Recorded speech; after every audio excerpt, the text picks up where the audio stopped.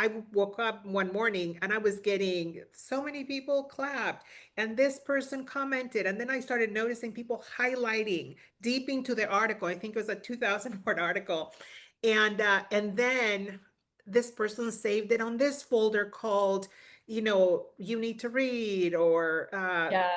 career. And to me as a researcher, I thought, oh my gosh, this is incredible data, how people are absorbing this information, where they're storing it, and how they're Mhm. engaging with it. You just heard Dr. Maria Keckler's experience when she started publishing on Medium. Maria is a researcher, a writer, and now also a writer on Medium. I'm Zuli Rain, I'm Medium's product storyteller, and when I came across Maria's story, I wanted to talk to her to find out more. Hope you enjoy. Hi, everybody. Thanks so much for joining me in this video. I am so excited to be interviewing Maria here, who's going to be telling me all about how she came to Medium, how she's been finding it writing here on the platform, and what she's going to do next, and what she recommends for new writers who have a story to tell. Dr. Keckler, Maria, please introduce yourself. Yeah, thank you so much, Lily. It's such a delight being here with you. I am Maria Keckler, and I am a research scientist. I am also a writer, storyteller, and I love telling great stories to make academic research more accessible and really share some of the insights that all of us can apply into in our lives. Can you tell me a little bit about your background and your research and writing on that subject on Medium? No, absolutely. I think for me, it comes natural because before becoming a research scientist and academic, I was in communications for 20 years. Mm. And even to this day, I work with companies or executives, helping them extract the story behind their message. And so that is just something I've always done. And I'm always waving the banner, please tell a story. What is the story? And so I think people may think I sound like a broken record. And so for me, it's just crucial. And then, of course, my research looks about the neurobiology of storytelling. So we know just even from the research that when we tell stories, when we communicate with stories, there is actual activity in our brain that help us connect, helps us be more empathetic towards each other, trust each other, and then remember we're actually reading. And so for me, it's not a no-brainer. And I love taking something that is highly technical. Mhm. Previous life, I was a technical writer. So Mm. many moons ago, I was trained as a technical writer. And I think one of the things that we can learn from great storytellers and technical writers is that it comes down to the audience first, the reader. If we Yeah. not think about the person on the other side reading it, then we're just having a monologue. And number one, it's not as fun. Number two, it's not going to reach an audience and it doesn't have as high impact to really transform their lives. Yeah, absolutely. So I have read your origin story, which I will link in Yeah. the description of this video. But for the viewers of this video, can you tell me what brought you to Medium originally and what made you want to tell your story here? Yes, absolutely. So I have been for many years, even decades, been saying we need to stop calling them soft skills. So these are the Mm. skills of communication, leadership, as you go deeper. And I've written about proactive foresight, strategic curiosity, pivotal empathy. These are critical skills that we need every single day. And as an immigrant, it was my soft skills and working very focused in a very focused way on the soft skills that helped me get ahead, helped Mhm. me advance in my career. And so now with AI, we know that technical skills are really just the entry ticket, is no longer a differentiator. And I think many individuals have developed an identity around their technical skills. Like, yeah, it's nice to be a great communicator. Yes, I should learn how to build relationships. Yes, I should know how to present my ideas better, but I'm the technical expert. So I think I'm just Mm. going to stay in this field. And so I feel that there's a sense of urgency around developing skills that we have seen as optional, nice to have right now. And so I was talking to a colleague and I said, I think that branding them, soft skills, has been the worst branding exercise if there was ever one. And so as I started thinking about what that may, how we may change how we see them, I thought, I think that we should call them structural skills. I was talking Hmm. to a construction engineer at the time, and so just the idea of structure. And then my first book was called Bridge Builders, around how do we build bridges. And so for me, the concept of structural skills made a lot of sense, Hmm. because when everything is falling apart, when we have disruption, when AI is coming after our jobs, it is these skills that actually hold everything in place. And so I decided I'm going to submit an article to a well-known publication. I had a lot of dialogue when I posted about it on LinkedIn. So I thought, oh, this is great. Let's publish an article about it. And I didn't hear anything, crickets. And I think for those of us who chase the traditional publication model in academia, the natural thing is, okay, well, I think I'm just going to go and look for another publisher. But the point that we're seeing here today is that with change being so fast, we cannot afford waiting around for somebody to say, okay, you have permission to publish this. And I had always been very curious about Medium because I read it, and I have always been impressed with the writing. I've been impressed with just it feels very elegant to me, just the way that the visual design works. And I am impressed that people actually read long form. Because I think when you spend a lot of time on LinkedIn or social media, it's almost like you begin to believe that people no longer read. It's like, oh my Yeah. gosh, if you don't put it into 3 bullets or 10 points or 2 tips, like people don't want to read anymore. And so coming to Medium seemed like, okay, let's try it. And I just decided I'm just going to publish it there and see what happens. And I Hmm. literally just left it there. And then in the article itself, I said, these are some of the skills that I would lean on. So I left it there. And then I thought, I'm going to write an article for each one of those skills. Yeah. I promised to write 10. I think I've done 5.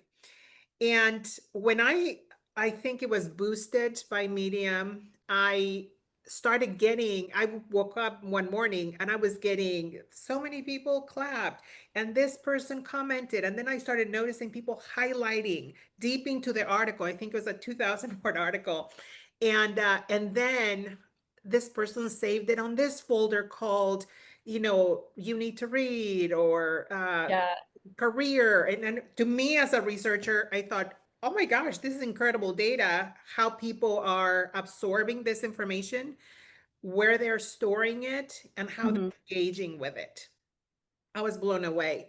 And so for 30 days, I thought, okay, I just need to publish a case study, because that's what we researchers do, right? We have Yeah. to report on the data. But it's been really surreal to see how many people have engaged with it.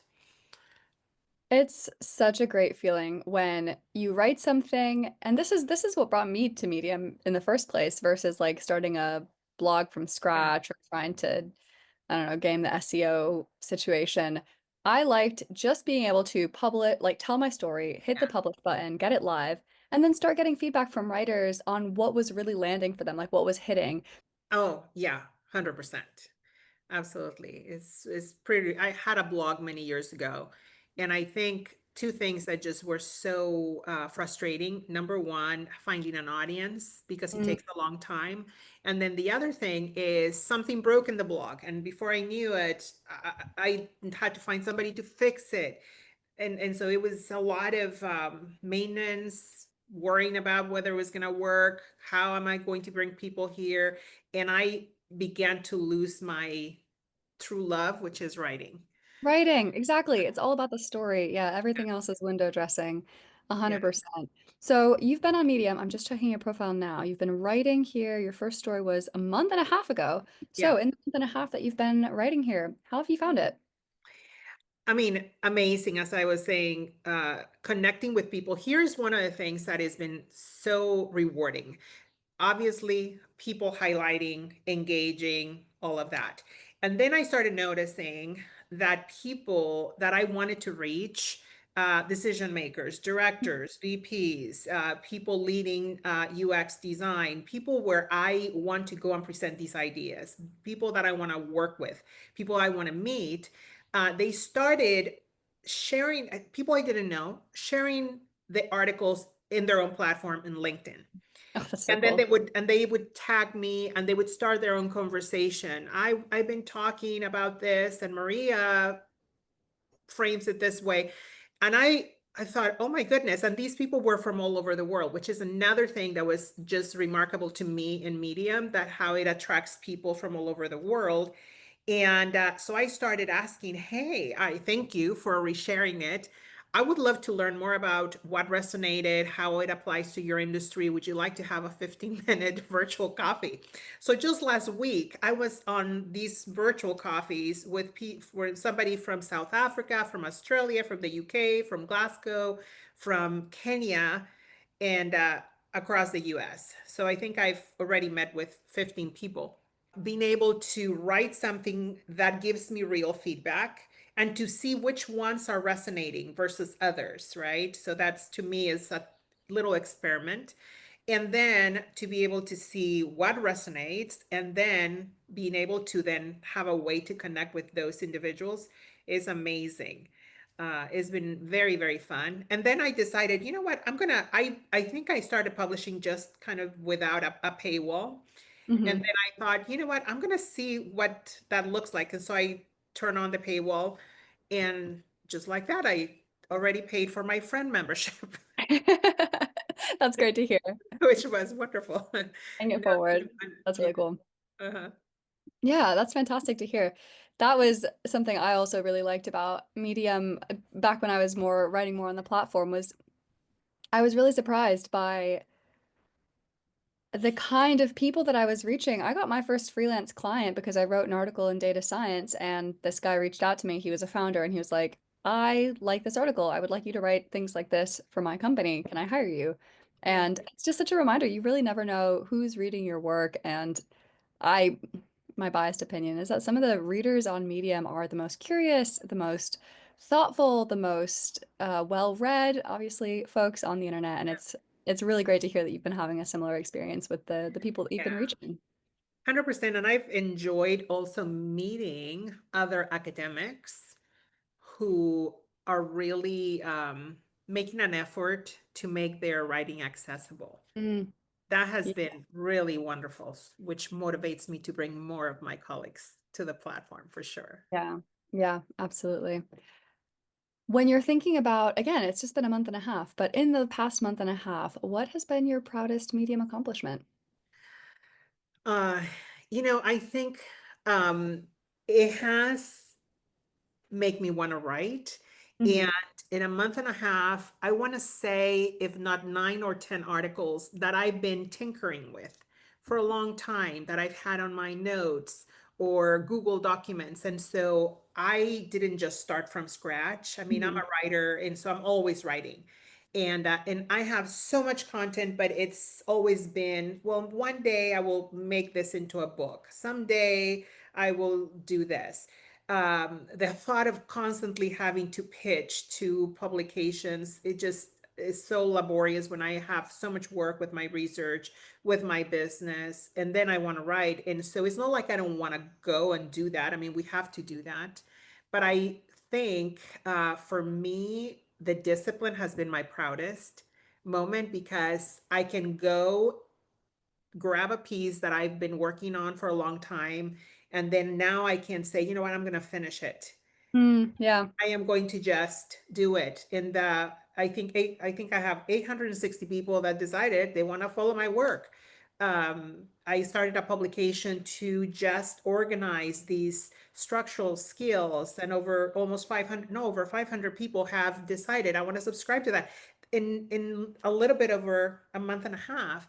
And so now for me, I feel like these people want to know what's the next piece.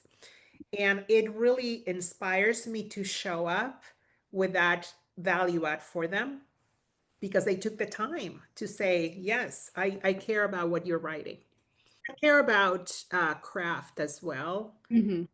I find the comments very inspiring when people are truly engaging in conversations. And I respond to every comment. I just, that's what I want to do. But Hmm. also, I have found myself that I want to go also and read what other people are writing. And I Hmm. want to comment and I want to be generous in that way because I don't want to just show up to read my stuff. I want to also engage with the work. And I found some phenomenal pieces. One of the pieces that really surprised me, James Horton, he's a scientist, also a social scientist, and his piece, I think, was featured by Medium. Things I learned from skimming 1,350 academic journal articles.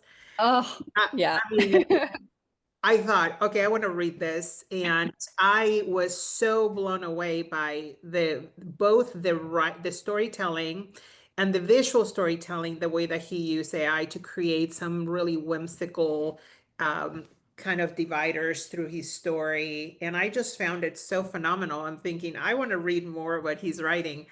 Um, and it's just a perfect example of someone that is writing about what could potentially be just a drag to read, but you can relate to it, and yet it's like, you know what, this is a wonderful perspective to bring to readers.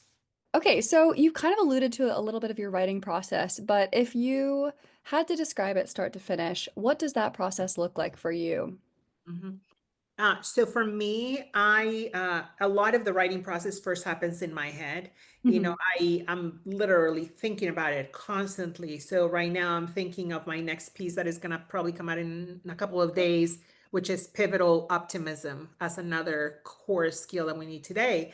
And so I've Hmm. been thinking a lot about that. So I think, okay, what is the story that I want to tell that is very personal? And then I look at my notes. What books have I read that talk about it? Is there some data point?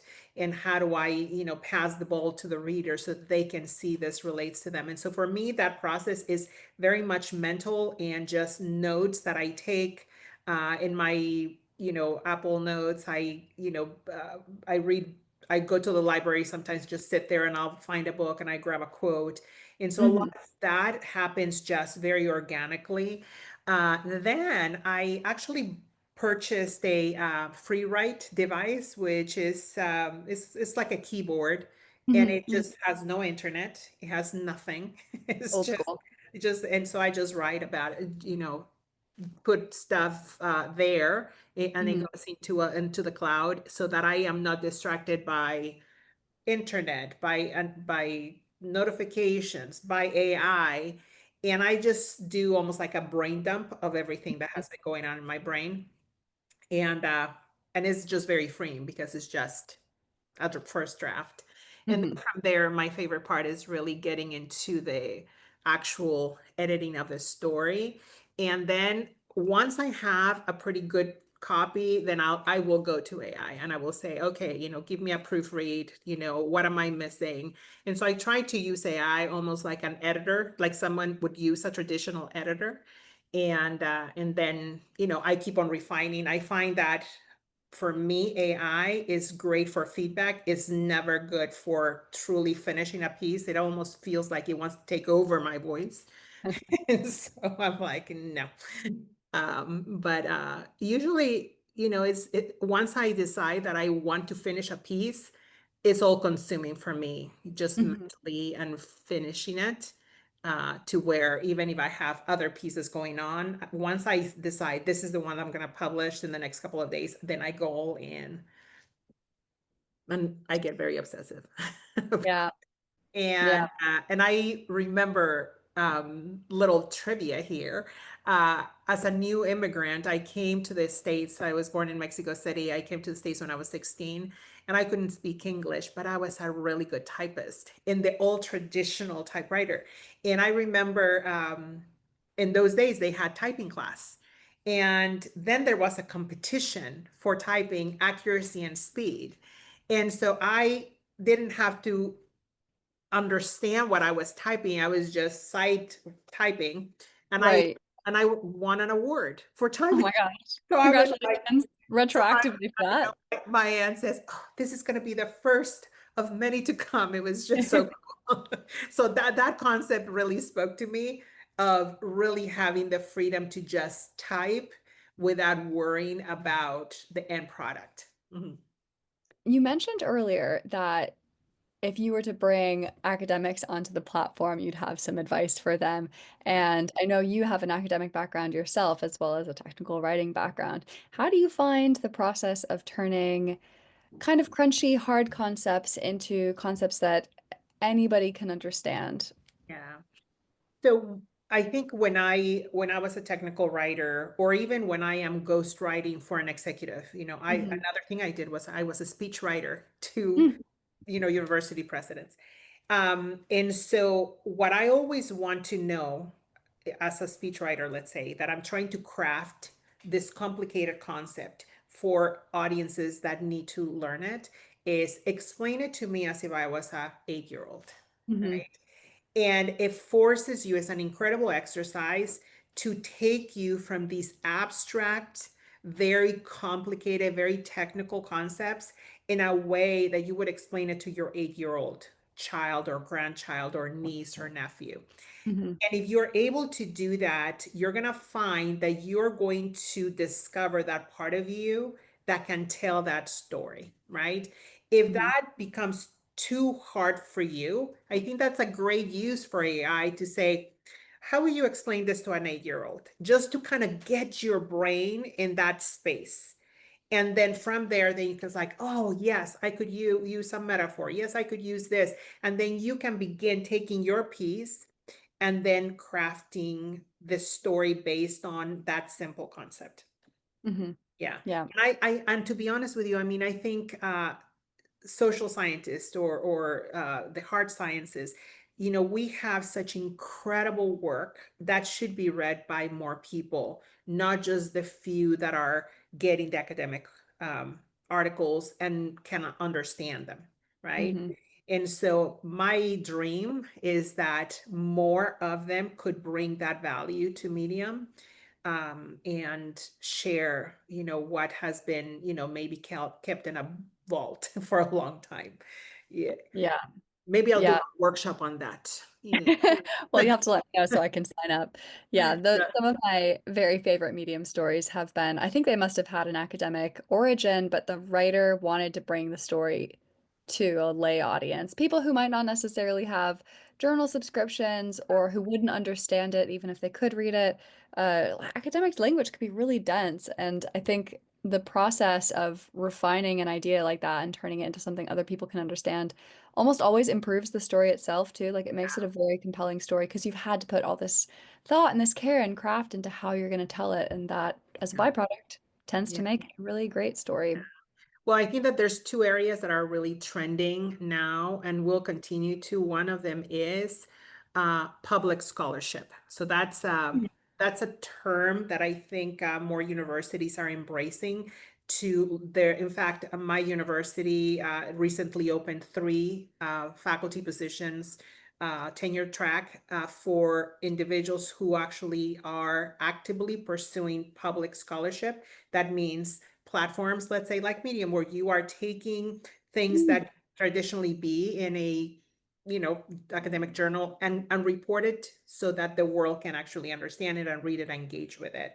And the other one is just thought leadership in a way that not only it's based on ideas, but is based on data, right? And Mm. there's a great book that just came out. I think two executives from IBM wrote it. It's called The ROI of Thought Leadership. And they actually use data to support why doing it in a thoughtful, evidence-based way is really what is going to differentiate companies today. What is your favorite Medium feature? So definitely the highlighting for sure, but I would say I really love the friend link because Yes. I can actually send it to people, and so I keep a list of my friend links and then I will send them out to people. It just feels very generous to do that. But at the same time, I really feel that originally, like I said, everything was free.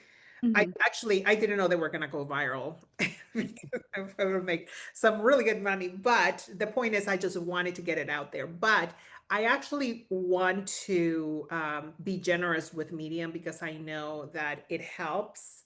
I know that there is that generosity both to the people that are not Medium members Hmm. that I want to invite into that reading, but I also want to be generous to the process of the platform and honor, how they have created this way to reward writers. And so it just gives me a great, way to be generous in multiple ways. So, for folks who are watching this who may get confused between the different kinds of friend links, Maria, are you talking about the friend link that you share for your own paywalled stories? Yeah. Or as a friend of Medium, you can also share a friend link to other writers' stories and they still earn money through that friend link because, as a friend of Medium, you pay a slightly higher rate of membership than a regular Medium member. Oh, got it. So you see, I didn't even know that. I didn't. Well, it's you call them all friend links. The branding Okay. is Okay. already confusing. Okay, so But I'm gonna have to look into that because I did not know about that particular feature. Hmm. it's great. I even before I started working at Yeah, Medium, I became a friend of Medium because I am this platform's #1 fan, yeah, and I loved it for exactly this is why I was not sure which one you were referring to because as a fan of Medium, I loved being able to be a friend of Medium, which meant that when I shared links, I knew that those writers would still be earning money, and I was helping people who were not yet on the platform still got get to it. get the great writing here. So yeah, it was Yeah, fab. and to introduce them to the platform for sure. The last question I have for you is, do you have any tips for new writers who are coming onto Medium who want to share their story? Yes, I would say start. You just have to start. I think for me, having kind of this 30-day experiment, Hmm. just have low expectations and just do it. And I was going to learn something from the process. I um, I would say just do that. Just give yourself, I'm going to give myself 30 days and I'm going to publish a few articles or a couple of articles.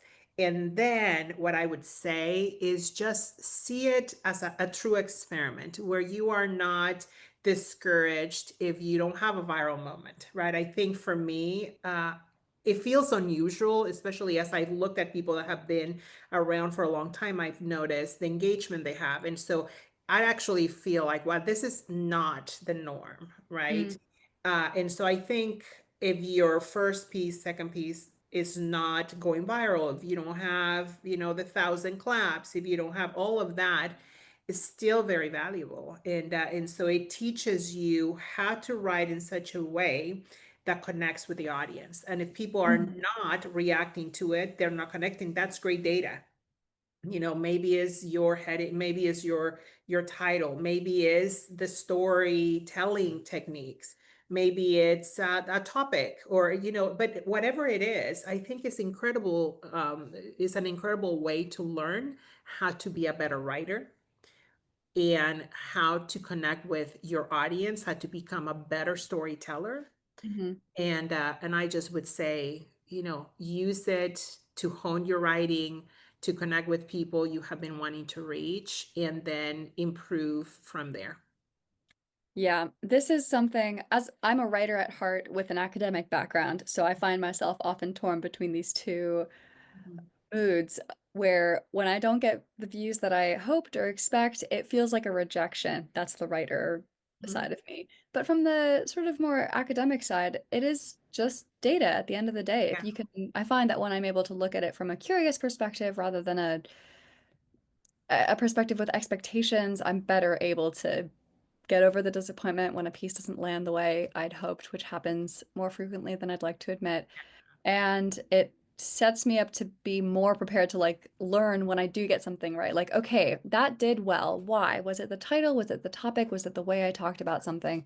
So I agree. I think that's really good advice for writers is just And I start. think timeliness, I Mm, think yeah, timeliness, and I will just add this please. is to learn about your voice. I think, and I've read a lot on Medium of people had to get more views or how, things that are very uh, practical, I guess, how to write more articles, how to be more productive, how to get more clicks, whatever it is. But at the end of the day, I do not want to gain followers or get clicks by writing as someone else, Yep. because I could build a huge audience not being me, right?